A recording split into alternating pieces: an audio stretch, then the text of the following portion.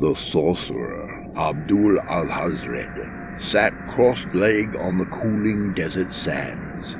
Night had fallen, and he awaited the rise of the moon. Beside him, petals of black lotus smoldering in an iron brazier. The lazily drifting smoke took on shapes that could be imagined as sensual. But Alhazred ignored the distraction.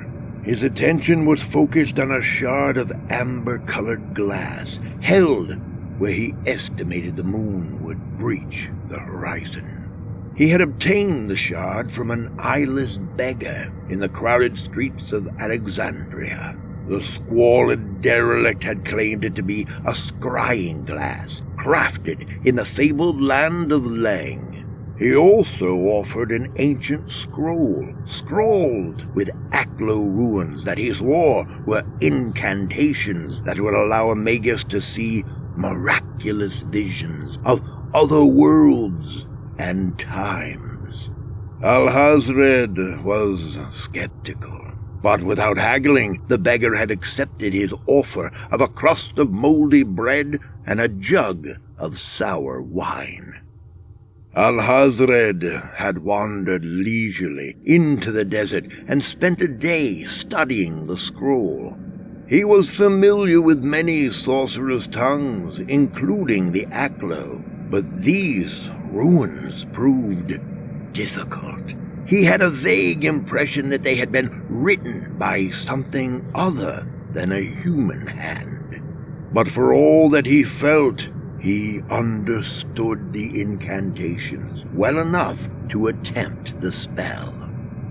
The moon rose, and its blue light streamed across the dunes and through the glass, into Alhazred's eye, then deeper into his very mind. Suddenly, the desert faded, and Alhazred beheld wonders of primal ages, magnificent kingdoms so ancient no scholar could remember their names. These kings were eternally at war, and he witnessed battles that echoed into legend. Then the earth shook, and those glorious cities were buried for all time.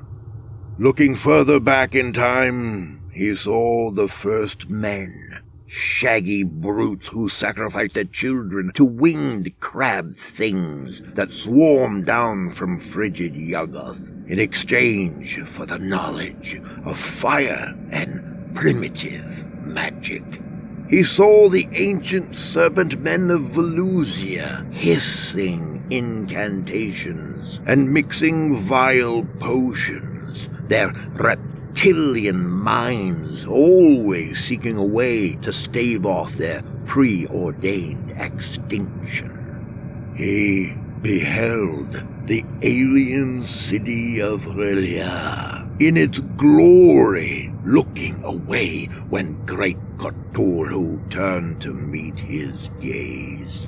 Then the sorcerer cast his visions beyond Earth, past Yuggoth and Koth and Zoctli, past Hali with its slimy churning lake, to the very rim of space and time, where reality boils away to a gray mist as dimensions bleed into one another.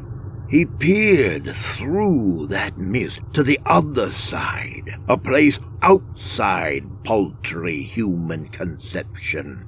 He beheld a universe of countless stars trapped in a web of spectral energies.